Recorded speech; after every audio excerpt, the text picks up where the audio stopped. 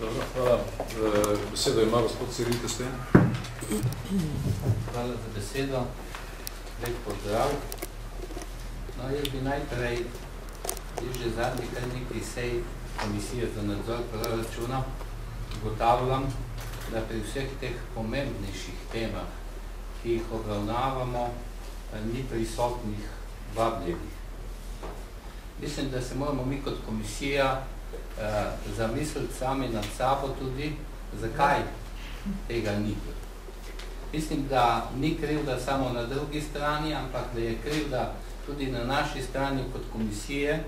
Za mene je popolnoma nesprejemljiv način obravnavanja teh zadev.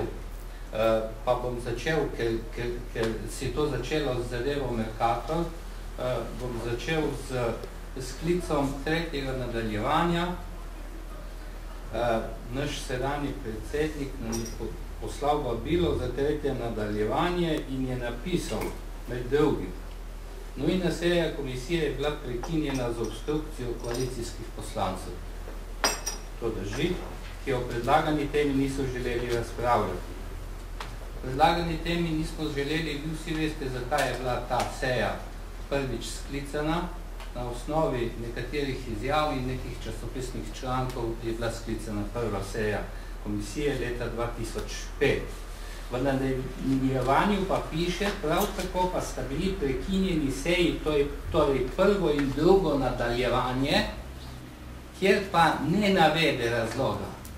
Ti dve nadaljevanji so bili prekinjeni pa po samovolji predsedujočega.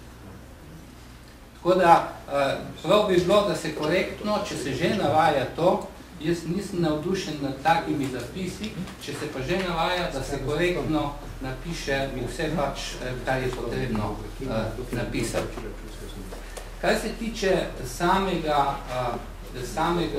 zadeve Mercator, o tem je bilo veliko povedanega, veliko so ugotavljali to eventualno oškodovanje različne komisije, od Evropske komisije do nadzornih odborov v Sodu in Kadu in vse te komisije, pa bom rekel vključno z računskim sodiščem,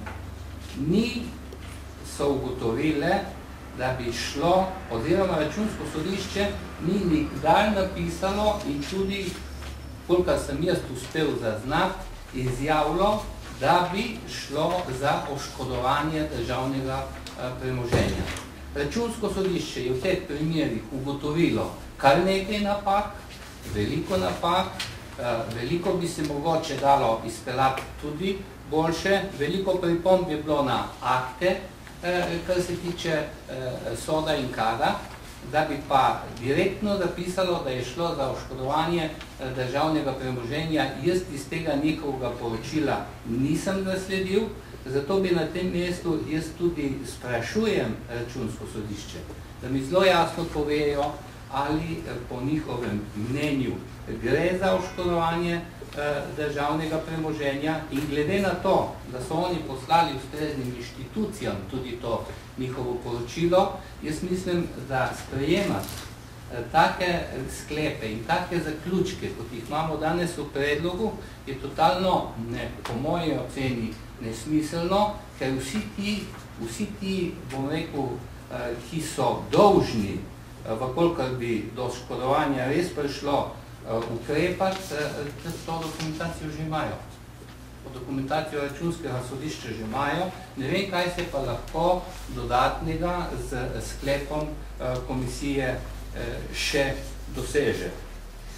Kar se tiče same delnice Mercatorja, je res, da si je delnica od leta 2005 pa do 2007 od avgusta do avgusta, kolikor imam jaz podatek, zvišala za skoraj 150–147%. Je pa res, da si je v tem obdobju tudi vozni indeks dvignil še več kot delnica Mercatorja, tako da te trditve bi bilo potrebno totalno analizirati in šele potem iz tega izpeljati, kaj je tisto najbolj pravilno. Mene velikokrat motilo tudi razprava v tej smeri, da je edini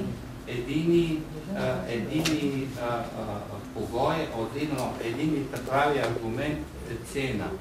Jaz mislim, da poleg cene delnice oziroma deleža, ki ga sta imela SOD in KAD, je potrebno pri teh večjih in pri teh pomembnejših gospodarskih družbah zasledovati tudi neke druge interese. Drugi interesi pa so poleg tega, da je po moji oceni, da je pomembno, da je družba ostala v slovenski lasti, ker je po moji oceni posredni izvoznik in to je tudi ena od pomembnih zadev. Zdaj, bilo je rečeno, da je predsednik vlade povedal za Mark, da je bila storjena napaka pri prodaji Mercatorja. Jaz to njegovo izjavo razumem ne kot to, da je bila nepravilno ali pa prepoceni prodana, razumem bolj v tem smislu, da je prišlo na tej osnovi do nekih, bom rekel, do inflacije ali pa do povišanja cen, jaz sem tako razumel to njegovo izjavo. Če pa to primerjamo z drugimi družbami, ki se ukvarjajo s podobno dejavnostjo, jaz mislim, da se stvari, tudi če bi Mercator bil prodan nekemu drugemu ali pa nekemu tujemu kupcu, bi se bistveno drugače ne spreminjala pri nas kot se. Jaz mislim, da inflacija je posledica drugih dejavnikov, posledica podražitev, ki se še niso končale, in pa posledica cene energentov. Tako da jaz bi direktno povezovanje z tem prevelikim monopolom mislim, da niso na mestu. Zaenkrat toliko, bi pa še rad povedal samo to, da jaz teh predlogov sklepov, ki so, ne podpiram, ker dejansko mislim, da če bomo take sklepe sprejeli, kot so tu predlagani, da ne bomo nič dosegli. Dosegli bomo samo to, da bomo komisije lahko sklicevali namesto tukaj na tiskovnih konferencah, povemo vsak, kaj kdo misli, in tisti sklepi, ki se bojo, se lahko pa tudi, bom rekel, sprejmejo potem naknadno, tako da nisem za tak način dela, zato predlagam, da se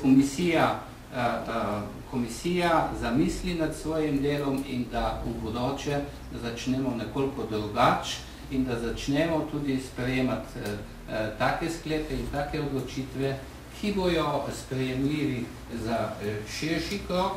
Jaz sem v vsakem primeru tudi za realno gledanje, če za oškodovanje gre, nisem pa za to, da se kar na pamet obtožuje in sprejema neke sklepe, ki ničemu ne koristijo. Hvala.